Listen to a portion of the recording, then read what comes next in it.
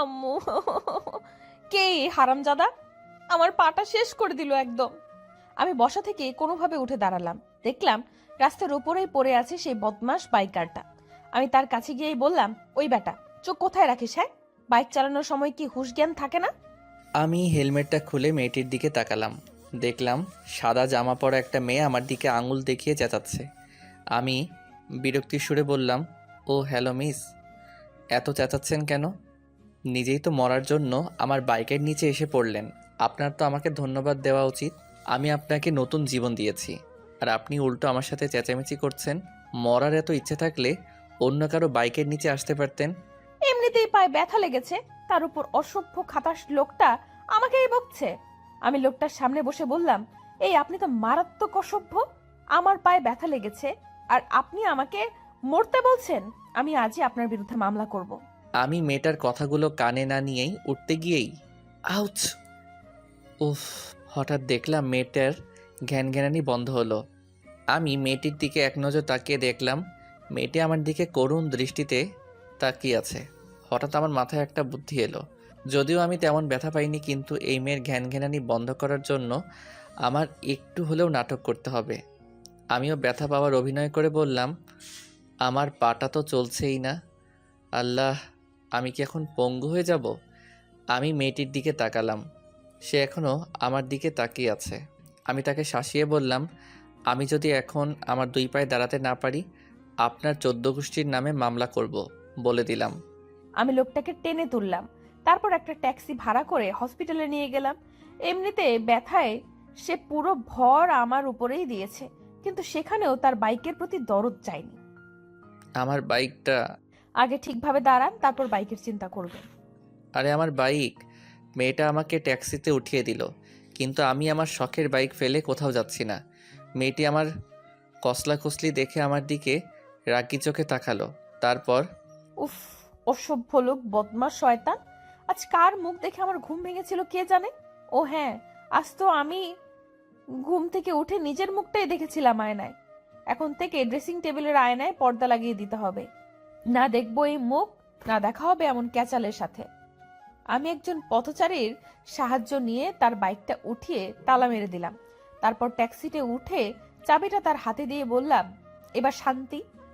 আমি চাবিটাতে চুমু খেয়ে বললাম, অনেক। লোকটা আমার মুখের কাছে আসতেই আমি সরে বসলাম। ট্যাক্সি চলছে হাসপাতালের দিকে, আর আমি তাকিয়ে আছি মেয়েটির দিকে। সাদা জামাতে একদম পরীর মতো লাগছে। লম্বা খোলা চুল, চমৎকার তার চোখ। আমি তো প্রেমেই পড়ে যাচ্ছি। মেয়েটার কথায় আমার ঘোর কাটলো। হাই, আমি কিয়ারা। আর আমি তোমার পিয়ারা। মেয়েটি ভ্রু কুঁচকে তাকাতেই আমি আমতা আমতা করে বললাম, আমার নাম পিয়াস। ট্যাক্সির ঝাঁকুনিতে স্লিপ অফ থ্যাং হয়ে গিয়েছিল। এই লোকটার মতি গতি সুবিধার না। ইচ্ছে করছে এখনই কিক মেরে ট্যাক্সি থেকে ফেলে দিই, কিন্তু কিক মারলে তো আমার নামে মামলা দিয়ে আসবে। আমরা হাসপাতালে চলে এলাম। ডাক্তার আমাদেরকে দেখে ওষুধ দিয়ে দিল। আচ্ছা, তাদের পরিচয়টা দিয়ে দিই। গল্পের নায়কের নাম পিয়াস চৌধুরী। এখন কলেজের 2য় বর্ষে পড়ছে। তার মা নেই, মা তাকে জন্ম দেওয়ার সময় মারা যায়। সে বর্তমানে বাবার সাথেই থাকে। তার বাবা পলাশ চৌধুরী অনেক বড় বিজনেসম্যান, তবে পিয়াসের ব্যবসার কোনো আগ্রহ নেই। সে তার বন্ধু রাফি আর প্রীতমের সাথে আড্ডা দিয়েই সময় পার করে। বাকি সময় বাইক নিয়ে শহরে ঘুরে বেড়ায়। গল্পের নায়িকার নাম কিয়ারা আলী। তার বাবা নেই, সে মায়ের সাথেই থাকে। সে মধ্যবিত্ত পরিবারের মেয়ে, নিজে টিউশন করে পড়াশোনা করে। সেও কলেজের 2য় বর্ষে পড়ছে। সে খুব ভালো রান্নাও করতে পারে। তারা মা মেয়ে একটা খাবারের দোকান খুলেছে। কিয়ারা সকালে ক্লাস করে বিকেলে টিউশন করে, আর রাতে পড়াশোনা শেষে বিভিন্ন পদের খাবার তৈরি করে। আর কিয়ারার মা মিসেস শিলা সেই খাবারগুলো ভ্যানে বিক্রি করেন। এভাবেই তাদের সংসার চলে। আমি পিয়াসের কাছে গিয়ে দাঁড়ালাম। আমাকে দেখেই ও মাথা তুললো। আমি বললাম, এখন কি বাসায় যেতে পারবেন, নাকি কোলে করে নিয়ে যেতে হবে? হ্যাঁ, কোলে করে নিয়ে গেলে ভালোই হবে। আমি মুখ ঢাকিয়ে চলে এলাম। বাবাকে ফোন করতেই বাবা সিদ্দিক চাচাকে পাঠিয়ে দিলেন। সিদ্দিক চাচা আমাদের বাসায় কাজ করেন, সাথে রান্নাবান্নাও করেন। তিনি আমাকে বড় করেছেন। এই মুহূর্তে বাবা অফিসে থাকে, তাই এখানে আসার সুযোগ পাইনি। অফিস ফেলে আমাকে দেওয়ার মতো সময় তার নেই। আমি সিদ্দিক চাচার সাথে বাসায় চলে এলাম। বাসায় এসেই কিয়ারার কথা ভাবছি। সিদ্দিক চাচা ড্রাইভারকে পাঠিয়ে দিলেন আমার বাইকটি নিয়ে আসার জন্য। ড্রাইভার আমার রুমে এসে আমাকে একটা রুমাল এগিয়ে দিল, সাথে বাইকের চাবিটাও দিয়ে গেল। আমি রুমালটি দেখে অবাক হলাম, জিজ্ঞেস করলাম, এটা কোথায় পেয়েছেন? ভাইজান, বাইকের ওপর পাইছি। আচ্ছা তুমি যাও। আমি রুমালটি খুলে দেখলাম তাতে কিছু লেখা আছে। পরের বার থেকে সাবধানে বাইক চালাবেন। কিছুদিন পর কলেজে একটা ফুটবল ম্যাচ ছিল কলেজের আরেকটা গ্রুপের সাথে। আমাদের সেই ম্যাচটি জিততে হবে। আমরা কলেজের মাঠে পজিশন নিলাম। হঠাৎ গ্যালারিতে চোখ পড়তেই কিয়ারাকে দেখলাম। অবাক হয়ে তার দিকেই তাকিয়ে আছি। ও আমাদের কলেজে কি করছে? ও তো এখানে পড়ে না। আমি আমার বান্ধবী ঋতুর সাথে তার ভাইয়ের কলেজে এসেছি। কলেজটা অনেক বড়। আমার একটা সময় এই কলেজেই পড়ার ইচ্ছে ছিল, কিন্তু বেশি টাকা হওয়ায় অ্যাডমিশন নিতে পারিনি। ঋতুর ভাইয়া মিলন এই কলেজে পড়ে। আজ তাদের ফুটবল ম্যাচ, আমরা তাকে উৎসাহ দিতে এসেছি। খেলা বিরতির সময় প্রীতম আমার কাছে এসে বলল, তোর মনোযোগ কোথায়? আজ আমাদের জিততেই হবে, আর তুই এদিক ওদিক তাকাচ্ছিস। আমি এখনো কিয়ারার দিকে তাকিয়ে আছি। তখনই আমার সামনে লিজা এসে দাঁড়ালো। পিয়াস, তোমাকে আজ খুব ক্লান্ত লাগছে, কি ব্যাপার? আমি লিজার কথায় পাত্তা না দিয়েই গ্যালারিতে বসা কিয়ারার দিকেই তাকিয়ে আছি। লিজা আমার মুখ তার দিকে ঘুরিয়ে বলল, ওদিকে কি দেখছো? লিজা পেছন ফিরে গ্যালারিতে তাকাতেই কিয়ারাকে দেখলো। তারপর পিয়াসকে জিজ্ঞেস করলো, ওই মেয়েটাকে তুমি চেনো? না। আবার খেলা শুরু হলো। পিয়াস এবার ভালো করেই খেললো। কিয়ারা তার বিপক্ষ দল মিলনের জন্য চেয়ার আপ করছে। এটা দেখেই তার রাগ উঠে গেল। একটা কিক দিতে বলটা নেটের ভেতরে ঢুকে গেল। সবাই গোল বলে চিৎকার করছে। মিলন ভাইয়া হেরে যাওয়াতে ঋতু মন খারাপ করে বসে আছে। আমি ওকে সান্ত্বনা দিচ্ছি, তখনই কোথা থেকে একটা বল আমার দিকে ছুটে এলো। আমি বলটা হাতে নিয়ে সামনে তাকিয়ে দেখলাম সেই দিনের সেই বদমাস বাইকারটা। বলটা আমাকে দাও। আমি বলটা তার নাক বরাবর ছুঁড়ে মারলাম। সে নাক ধরে আমার দিকে রাগী চোখে তাকালো। আমি বললাম, নেক্সট টাইম বল দেওয়ার আগে দেখবেন কার দিকে দিচ্ছেন। চোখ কান খোলা রেখে কাজ করবেন, নয়তো পস্তাতে হবে। আমি কিয়ারার সামনে এসে বললাম, তুমি আমার নাক ফেটে দিয়েছ, আজ তোমার নামে মামলা হবে। লিজা তেড়ে গেল কিয়ারার দিকে। এই মেয়ে, তোমার এত বড় সাহস, তুমি পিয়াসের গায়ে বল ছুঁড়ে মারছো? তুমি জানো ও কে? আমার জানার কোনো ইচ্ছে নেই। কিয়ারা চলে যেতেই আমি আপন মনে হাসলাম। লিজা বলল, পিয়াস, তুমি হাসছো কেন? কই না তো, কোথায় হাসছি? রাফি পেছন থেকে এসে বলল। মেয়েটা তো পুরাই পরি। আমি রাগী চোখে রাফির দিকে তাকাতেই সে বলল। এর পাশেরটার কথা বলছি। লিজা ভ্রু কুঁচকে বলল, কি বললি তুই?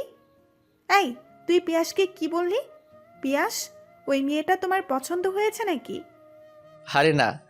লিজা পিয়াসের মুখে না শুনে মনে মনে স্বস্তির নিঃশ্বাস ফেলল।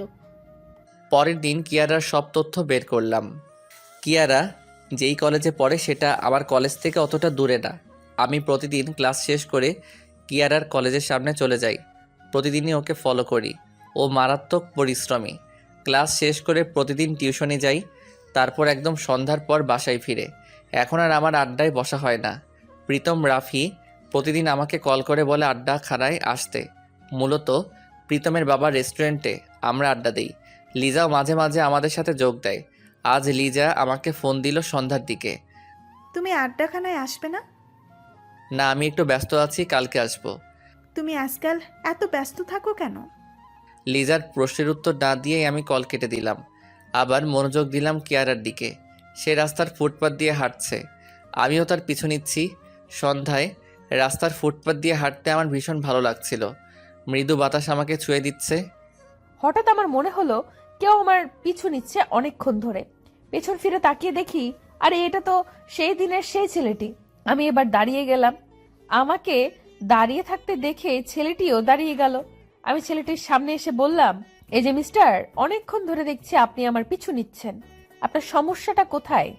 আমার সমস্যা? আপনি কি পাগল হয়ে গেছেন? আমি আপনার পিছু নেব কেন? আমার কি আর কোনো কাজ নেই? মনে তো তাই হচ্ছে। দেখেন, এটা সরকারি রাস্তা, এখানে সবাই হাঁটাচলা করতে পারবে। এখন তো আমার মনে হচ্ছে আপনি আমার পিছু পিছু যাচ্ছেন।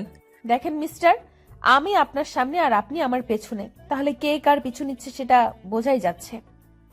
আমি কেয়ারার প্রশ্নের উত্তর না দিয়ে আবারও পিছন ঘুরে আড্ডাখানায় চলে এলাম। কয়েকদিন ধরে মায়ের শরীর ভালো না। আজ মায়ের সাথে একটা লোক দেখা করতে এসেছে। তাকে দেখে যথেষ্ট বড় লোক মনে হচ্ছে। এই লোকটা কেন মায়ের সাথে দেখা করতে এসেছে বুঝতে পারছি না। মিস্টার চৌধুরী শিলার হাত ধরে হাসপাতালে বসে আছেন। শিলা চৌধুরী সাহেবকে বলল, তুমি এখানে কেন এসেছো? আমাকে আর কিয়ারাকে একা থাকতে দাও।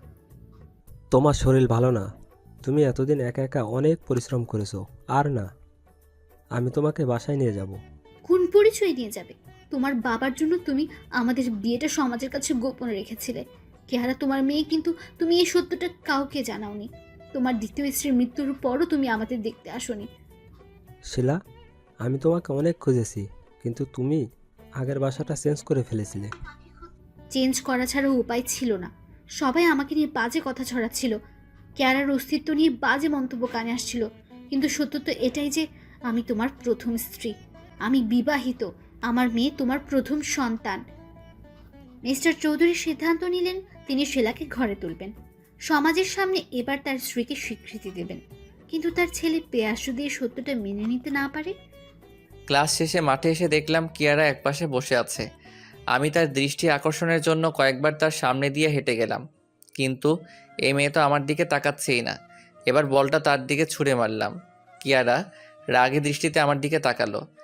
আমি পিয়াসের হাতে বল দিয়ে বললাম, তুমি কি প্রতিজ্ঞা করে ফেলেছো? তুমি কি প্রতিজ্ঞা করে ফেলেছো যে প্রতিদিন আমাকে বিরক্ত করবে? আমি মাথা নাড়লাম, তারপর অন্যদিকে মুখ ঘুরিয়ে দাঁড়িয়ে রইলাম। আমি পিয়াসকে পাশ কেটে চলে আসতে যাব, তখনই সে আমার হাত ধরে ফেললো। আমি কিয়ারাকে নিজের কাছে টেনে আনলাম। সে আমার দিকে অপলক দৃষ্টিতে তাকিয়ে আছে।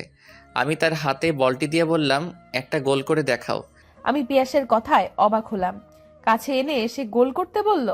আমি রেগে বলটা তার দিকে ছুঁড়ে মারলাম। সে বলটি কিক দিয়ে গোল পোস্টে ঢুকিয়ে দিয়ে বলল, তোমার ওই মিলন কখনোই আমার মতো খেলতে পারবে না। আমার কথাটা শুনেই রাগ উঠল। লোকটা নিজেকে কি মনে করে, দাঁড়া দেখাচ্ছি তোকে। আমি বলটা নিয়েই মাঠে দৌড়াতে লাগলাম। পিয়াস আমার পিছু পিছু ছুটছে। হঠাৎ বলের সাথে পা লেগেই আমি পড়ে যেতে নিলে পিয়াস আমাকে ধরে ফেললো। আমি কিয়ারাকে শক্ত করে ধরে রেখেছি। আমার নিঃশ্বাস তার মুখের উপর পড়ছে। হঠাৎ লিজার কণ্ঠে আমার ঘোর কাটলো। লিজা আর প্রীতম একসাথেই ছিল। তারা আমাদের সামনে এলো। আমার হাত ধরে কিয়ারাকে বলল, এই মেয়ে, তুমি এখানে কি করছো? আরে কিয়ারা, তুমি? তুই কিয়ারাকে চিনিস? হ্যাঁ, আমি ওনার রেস্টুরেন্টে অনেকবার খাবার বিক্রি করেছি। You disgusting! প্রিয়তম, তুই ওর হাতে বানানো খাবার রেস্টুরেন্টে নিস? ডিসগাস্টিং কেন বলছিস? কিয়ারা অনেক ভালো রাঁধুনি। ওই যে আমাদের রেস্টুরেন্টের শার্মাটা, ওই তো বানাই। সত্যি? ওটা তো মারাত্মক। লিজা আমার হাত চেপে ধরতেই আমি চুপ হয়ে গেলাম। আমার মোটেও ভালো লাগেনি ওই শর্মাটা। যাই হোক, লিজা, তোর টেস্ট নষ্ট হয়ে গেছে হয়তো। তা কিয়ারা, ওই দিন কলেজে তোমাকে দেখেছিলাম। হ্যাঁ, আমার ফ্রেন্ড ঋতুর ভাই মিলনের ম্যাচ ছিল, ওর সাথে এসেছিলাম। আমি কিয়ারার কথা শুনে মনে মনে খুশি হলাম।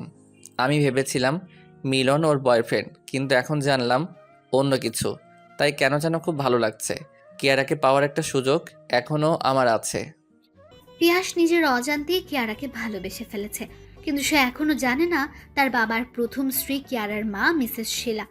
শিলা অসুস্থ হওয়ার পর চৌধুরী সাহেব শিলা আর কিয়ারাকে বাসায় আনার সিদ্ধান্ত নিলেন। যদিও কিয়ারা জানে না চৌধুরী সাহেবই তার জন্মদাতা। এদিকে বাসায় এসে পিয়াস যখন জানতে পারলো কিয়ারা খুব শীঘ্রই তার সৎ বোন হতে যাচ্ছে, তখনই তার মাথায় বাজ পড়ল। আমি ভাবতেও পারছি না বাবা, তুমি এই বয়সে বিয়ে করবে। তুমি এত তাড়াতাড়ি মাকে ভুলে গেছো? তোমার এখন এই সত্য জানা উচিত যে কিয়ারা আমার মেয়ে, আর তোমার বোন শিলা আমার প্রথম স্ত্রী। তোমার দাদা জোর করেই তোমার মায়ের সাথে আমার বিয়ে দেন। আমি এই বিয়ে কখনোই মানিনি। আমি রুমে এসে বসে আছি। আমি এতদিন যাকে ভালোবেসেছি সে আমার বোন। ছি, নিজের উপরই ঘৃণা জন্মাচ্ছে। পিয়াসের সাথে এই কয়দিন একদমই কথা হয়নি। আমি এই বাসায় আসার পর থেকেই পিয়াস চুপচাপ থাকে। আজ প্রীতমের সাথে তার রেস্টুরেন্টে কাজ করছিলাম। হঠাৎ কোথাও থেকে পিয়াস এসে আমার হাত টেনে ধরে নিয়ে গেল। কিয়ারা আর প্রীতমকে একসাথে দেখেই আমার মাথা খারাপ হয়ে গেছে। কি সমস্যা আপনার? প্রীতমের সাথে তোমার এত কিসের কথা? আমি এই রেস্টুরেন্টে কাজ নিয়েছি। কেন? তোমার কাজ করতে হবে কেন, তাও রেস্টুরেন্টে? বাবা তো এখন আমার চেয়ে বেশি হাত খরচ তোমাকে দিচ্ছে। আমার বাবাকে তো কেড়েই নিয়েছো, এখন আমার বন্ধুর সাথেও। কি কি বোঝাতে চাচ্ছেন আপনি? আমি প্রীতমের সাথে কথা বললে আপনার সমস্যা কোথায়? আমার সমস্যা আছে। আপনার সমস্যা নিয়ে আপনি থাকেন, আমার কোনো যায় আসে না। তুমি প্রীতম থেকে দূরে থাকবে। কখনোই না। কিয়ারা মুখ বাঁকিয়ে চলে গেল। আমি বাসায় চলে এলাম। কোনোভাবে নিজেকে শান্ত রাখতে পারছি না। আমি মানতেই পারছি না কিয়ারা আমার বোন। রাগের মাথায় জিনিসপত্র যা সামনে পাচ্ছি ভেঙে ফেলছি। তখনই সিদ্দিক চাচা এসে আমাকে থামালেন। তুমি জিনিসপত্র ভাঙছো কেন? আমি নিচে এসে বাবার প্রশ্নের সম্মুখীন হলাম। কি হলো, উত্তর দাও। আমি কিয়ারাকে ভালোবাসি। বাবা আর মিসেস শীলা আমার কথা শুনে চমকে উঠলেন। কি বললে তুমি? I love Kiara. কিয়ারা তোমার বোন? সব আপনার জন্য হয়েছে। আপনি আমার মাকে ধোঁকা দিয়েছেন এই মহিলার জন্য। আপনার জন্য আমি কিয়ারাকে হারিয়ে ফেলেছি। I hate you. পিয়াস, আমি পেছন ফিরে কিয়ারাকে দেখে থমকে গেলাম। ওকে দেখে আমার রাগ আর কষ্ট মাথাচাড়া দিয়ে উঠল। ওকে ধাক্কা দিয়ে বেরিয়ে বাইকটা স্টার্ট দিলাম। স্পিড বাড়াতেই লাগলাম। আজ মরেই যাব। মাকে হারানোর পর আমি একাই ছিলাম। বাবার আদর পাইনি। তিনি সারাদিন অফিসে ব্যস্ত থাকতেন। আজ যখন কাউকে ভালোবাসলাম সে আমার বোন হয়ে গেল। আমার সাথেই কেন এমন হলো? হঠাৎ একটা গাড়ি সামনে আসতেই পিয়াসের বাইক উল্টে গেল। পিয়াসকে হাসপাতালে নেওয়া হলো। ডাক্তার বলল তার অবস্থা শোচনীয়। লিজা, প্রীতম, রাফি, কিয়ারা, তার মা, মিস্টার চৌধুরী সবাই হাসপাতালে এলেন। সবাই পিয়াসের সুস্থতার জন্য অপেক্ষায় বসে আছে। মিস্টার চৌধুরী, আপনার সাথে কথা আছে। হ্যাঁ বলুন। পিয়াস কি জানে আপনি ওকে এই হাসপাতাল থেকে দত্তক নিয়েছেন? না ডাক্তার। পিয়াসের আসল বাবা আর আসল মায়ের কোনো খবর পেয়েছেন? না। ওর কিছু শারীরিক সমস্যা আছে। আমরা খুব শীঘ্রই ওর চিকিৎসা শুরু করব। লিজা বাইরে কান পেতে সব শুনে ফেলল। সে মনে মনে বলল, আমি এই কথা পিয়াসকে জানিয়ে দিলে ও এই বাসা ছেড়ে আমার কাছে চলে আসবে, আর তখন আমি ওকে কিয়ারার সাথে আর কোনো যোগাযোগ করতে দেব না। পিয়াস শুধু আমার।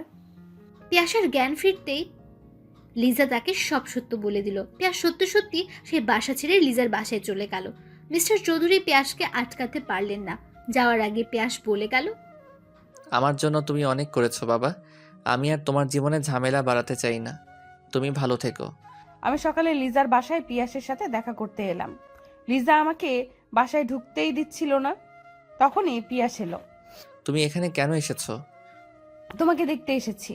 বাসায় চলো পিয়াস। ওটা আমার বাসা না। আমি অনাথ। আমার কোনো বাসা নেই। প্লিজ পিয়াস, বাসায় চলো প্লিজ। পিয়াস যখন যেতেই চাচ্ছে না, তাহলে তুমি ওকে কেন জোর করছো? এরপর আমি একাই চলে এলাম, কিন্তু বাসায় গেলাম না। কলেজের মাঠে বসে রইলাম। হঠাৎ পিয়াসকে দেখলাম। পিয়াস আমার দিকেই আসছে। আমি কিয়ারার পাশে বসলাম। পুরো মাঠে আমি আর কিয়ারা ছাড়া কেউ নেই।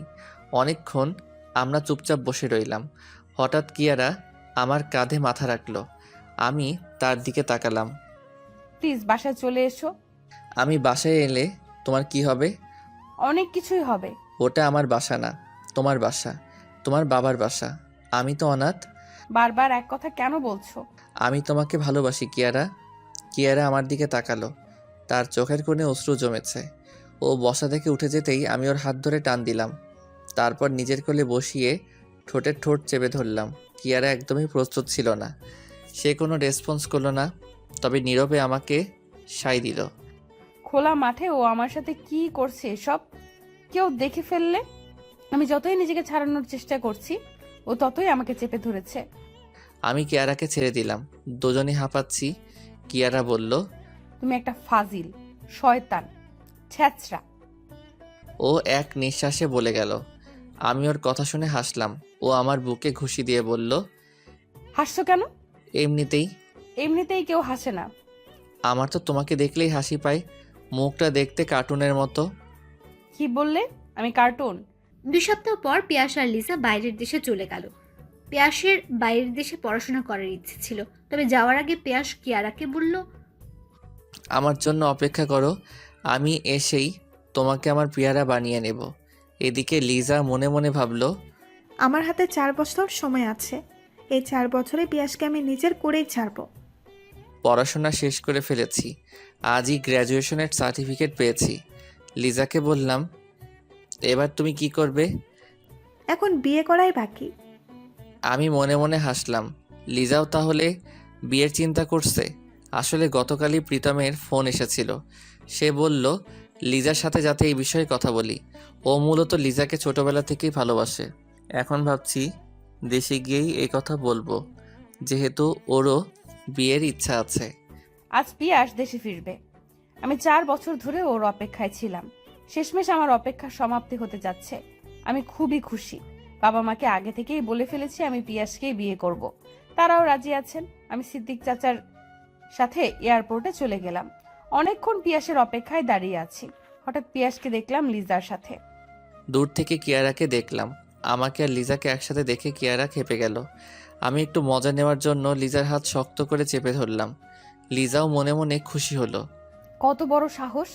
ও আমাকে ভুলে অন্য মেয়ের হাত ধরে আছে। দাঁড়াও, আগে বাসায় আসো, তারপর দেখাবো মজা। আসসালামু আলাইকুম সিদ্দিক চাচা, কেমন আছেন? ভালো আছি বাবা। কত বছর পর তোমাকে দেখলাম। কি বেদ্যপ ছেলে! আমার সামনে দাঁড়িয়ে আমার দিকে তাকাচ্ছে না। ইচ্ছে তো করছে চোখগুলো ফুটো করে দিতে। আর ওই লিজা মেয়েটার চিপকো স্বভাব এখনো যায়নি। কিয়ারা টমেটোর মতো ফুলে গেছে। আমার তো ভীষণ মজা লাগছে। পিয়াস এখনো আমার দিকে তাকায়নি। লিজার হাত ধরে পেছনে বসে পড়ল। লিজাও আমার দিকে তাকিয়ে বাঁকা হাসি দিচ্ছে। সিদ্দিক চাচা সামনে বসেছেন। আমি উঠতেই পিয়াস বলল, গাড়িতে কি এত জায়গা আছে? চাচা, আপনি আসলেও তো পারতেন। এতজনের আসার কোনো দরকার ছিল না। পিয়াসের কথা শুনে আমার খুব খারাপ লাগলো। ও কি তাহলে এই 4 বছরে আমাকে ভুলে গেছে? আমি গাড়ির দরজা বন্ধ করে দিয়ে বললাম, চাচা আমি অন্য গাড়ি নিয়ে আসছি, আপনারা যান। কিয়ারা গাড়িতে উঠল না। ও কি তাহলে রাগ করেছে আমার সাথে? হয়তো একটু বেশি বেশিই বলে ফেললাম। আমি চাচাকে বললাম, থাক, আসছে যেহেতু উঠেই যাক। চাচা গাড়ি থেকে নেমে আমাকে বসতে বললেন। আমি বসলাম না। অন্য একটা গাড়ি নিয়ে বাসায় চলে এলাম। কিছুক্ষণ পর পিয়াসের গাড়ি ঢুকলো। পিয়াস বাবা মাকে সালাম করলো, তারপর নিজের ঘরে চলে গেল। সন্ধ্যায় লিজার কল এলো। ও কাঁদো কাঁদো কণ্ঠে বলল, এক্ষুনি বাসায় আসো, প্রীতম আমাকে শেষ করে ফেলেছে। আমি লিজার বাসার উদ্দেশ্যে বেরোতেই কিয়ারা বলল, কি হয়েছে? লিজার ফোন এসেছে। ও কান্নাকাটি করছে। আমি সহ যাব। আমি কিয়ারাকে নিয়ে বের হলাম। এরপর লিজার বাসায় গিয়ে দেখলাম প্রীতম মেঝেতে পড়ে আছে। লিজার গায়ের কাপড় ঠিক নেই। লিজা আমাকে দেখেই দৌড়ে এলো। আমি লিজাকে একপাশে বসালাম। প্রীতম আমাকে ধর্ষণ করতে চেয়েছে, ও একটা ধর্ষক। আমার মাথাটা ভো ভো করছে। প্রীতম এমন কাজ করবে আমার বিশ্বাসই হচ্ছে না। ও তো লিজাকে ভালোবাসতো। প্রীতম তোমাকে ভালোবাসে লিজা। চুপ, তুমি কেন কথা বলছো? তুমিই তো প্রীতমকে বলেছো আমার সম্মান নষ্ট করতে, যাতে পিয়াস তোমারই হয়ে যায়। আমি লিজার দিকে তাকালাম। লিজা বলল, ও সব করেছে পিয়াস, এই মেয়েই প্রীতমকে পাঠিয়েছে। সব মিথ্যে কথা। আমি কেন এমনটা করব? আমার কাছে প্রমাণ আছে। লিজা একটা ফোন রেকর্ডিং শোনালো। সেখানে স্পষ্ট শোনা যাচ্ছে কিয়ারা বলছে, আজই ওকে আমাদের জীবন থেকে সরিয়ে দাও। এরপর পিয়াসের সাথে আমার বিয়ে হবে। ওর নামেই বাবা সব সম্পত্তি লিখে দিয়েছে। ওকে বিয়ে করলে সেই সম্পত্তিতে আমারও অধিকার থাকবে। ওর কাছ থেকে সব লিখে নিয়ে আমরা পালিয়ে যাব। আমি স্তব্ধ হয়ে শুনছি। কিয়ারা আমার দিকে নির্বাক তাকিয়ে আছে। লিজা আমার বুকে মুখ গুজে রেখেছে। রেকর্ডিং শেষে লিজা বলল, এখন তোমার বিশ্বাস হয়েছে? আমি মিথ্যা বলছি না পিয়াস, এই মেয়েটাই আমার ক্ষতি করেছে। আমাকে বিশ্বাস করো পিয়াস, আমি এই কথা বলিনি। এগুলো মিথ্যা, এই রেকর্ডিংগুলো। আমি মনে মনে ভাবলাম, কণ্ঠটা তো আমার, কথাগুলো আমিই বলছি, কিন্তু এই কথাগুলো এক এক সময় এক একটা বিষয় বলেছি। কেউ একজন সবগুলো রেকর্ডিং যুক্ত করেছে আর এমন ফেক রেকর্ডিং বানিয়েছে। কিন্তু আমার কথা কে বিশ্বাস করবে? আমি বাসায় চলে এলাম। কিয়ারা আমার সাথে ছলনা করেছে এটা আমি মানতেই পারছিলাম না। সারা রাত কান্না করেছি। 4 বছর ধরে ওকে ভালোবেসেছি। অপেক্ষা করেছি ওকে আপন করে নেওয়ার, কিন্তু আজ জানলাম ও আমাকে ভালোই বাসতো না। সব সম্পত্তির জন্য করেছে। আমি কিয়ারাকে শেষ করে দেব। যেই মেয়ে আমাকে কষ্ট দিয়েছে তাকে আমি ভালো থাকতে দেব না। পরের দিন মিস্টার চৌধুরী নাস্তার টেবিলে বিয়ের কথা বললেন। পিয়াসও রাজি হয়ে গেল, কিন্তু কিয়ারা খুব অবাক হলো। পিয়াস মিথ্যে রেকর্ড শুনেও আমাকে বিয়ে করতে চাইছে, কিন্তু কেন? তাহলে কি ও এসব বিশ্বাস করেনি? আমি নাস্তা শেষেই পিয়াসের ঘরে গেলাম। কেন এসেছে এখানে? তুমি বিয়ের জন্য রাজি হলে কেন? কারণ আমি তোমাকে ভালোবাসি। তুমি কি ওই রেকর্ডিংগুলো বিশ্বাস করনি? না। পিয়াস ওই রেকর্ডিংগুলো মিথ্যে। পিয়াস চুপ করে আছে। আমি বললাম, কিছু তো বলো। বিশ্বাস করো, রেকর্ডিংগুলো মিথ্যা ছিল। হ্যাঁ, কথাগুলো আমিই বলেছি, কিন্তু এক এক সময় এক একটা কথা বলেছি। কেউ একজন সবগুলো কথাকে একসাথে করে ফেলেছে। পিয়াস, আমাকে বিশ্বাস করেছো তুমি? আমি তোমাকে ভালোবাসি পিয়াস। আমি তোমাকে বিশ্বাস করেছি। আজ পিয়াসের সাথে আমার বিয়ে, কিন্তু পিয়াস ক্লাবে আসেনি। আমি চুপচাপ বসে আছি। রাত 9টা 10টা এইভাবে অনেক সময় পার হয়ে গেল। ক্লাবে অনেক লোকে অনেক কিছুই বলছে, আমি এখনো বসে আছি। আমি লিজা আর আমার ঘনিষ্ঠ ছবি কিয়ারাকে পাঠিয়ে দিলাম। মেসেজের শব্দ কানে আসতেই আমি ফোন হাতে নিলাম। পিয়াস একটা ছবি পাঠিয়েছে। পিয়াস লিজাকে জড়িয়ে ধরে বিছানায় শুয়ে আছে। আমি ছবিটা দেখে ক্লাব থেকে ওই অবস্থায় বেরিয়ে পড়লাম। আমাকে সবাই পেছন থেকে ডাকছে, কিন্তু আমার হুঁশ নেই। হঠাৎ গাড়ির হর্নের শব্দ কানে এলো। এরপর আর কিছু মনে নেই। 1 বছর পর। কিয়ারা আজ রেসপন্স করেছে, তার আঙুলগুলো হালকা নড়ছে। আমি দৌড়ে বাবাকে ডাকলাম। বাবা এসে কিয়ারার পাশে বসলো। কিয়ারা, মা আমার, বাবাকে শুনছো? একবার আমার দিকে তাকাও মা। কিয়ারা এখনো ফ্যানের দিকে তাকিয়ে আছে। আজ 1 বছর হয়ে গেছে কিয়ারা প্যারালাইজড। 1 বছর আগে ক্লাব থেকে বেরিয়ে রাস্তায় ওর অ্যাক্সিডেন্ট হয়, সেই থেকে ওর এই অবস্থা। কিয়ারার মা কয়েক মাস আগে মারা গেছেন। উনিও অনেক আগে থেকে অসুস্থ ছিলেন। সেই দিন রেকর্ডিংগুলো মিথ্যে ছিল। কিয়ারার কথাই সত্য। এসব প্রীতম লিজার কথাই করেছে। লিজা ওকে শর্ত দিয়েছে, এমন করলে লিজা তাকে বিয়ে করবে। কিন্তু পরবর্তীতে লিজা আমার সাথে ঘনিষ্ঠ হওয়া শুরু করে, তাই প্রীতম আমাকে সব জানিয়ে দেয়। এরপর আমি বাসায় ফিরে জানতে পারি কিয়ারার অবস্থার কথা। বাবা আমাকে ক্ষমা করেননি, তবুও সিদ্দিক চাচার কথায় আমি কিয়ারার সাথে দেখা করার অনুমতি পেয়েছি। আজ 4 মাস হলো আমি কিয়ারার সাথে নিয়মিত দেখা করতে আসি। আমি আসার পর কিয়ারা অনেকটা সুস্থ হয়ে আসে। আমি বাবাকে বললাম আমি কিয়ারাকে বিয়ে করতে চাই। বাবা প্রথমে রাজি হচ্ছিল না, পরে রাজি হয়। আজ আমার আর কিয়ারার বিয়ে। বিয়ের রেজিস্ট্রিতে আঙুলের ছাপ দিয়ে কিয়ারা আমার স্ত্রী হিসেবে পরিচিতি পায়। আমি রাতে ঘরে এসে ওকে হুইল চেয়ার থেকে বিছানায় শুইয়ে দেই।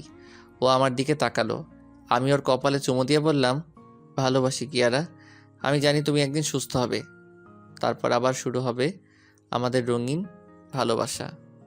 ধন্যবাদ সবাইকে আমাদের পাশে থাকার জন্য।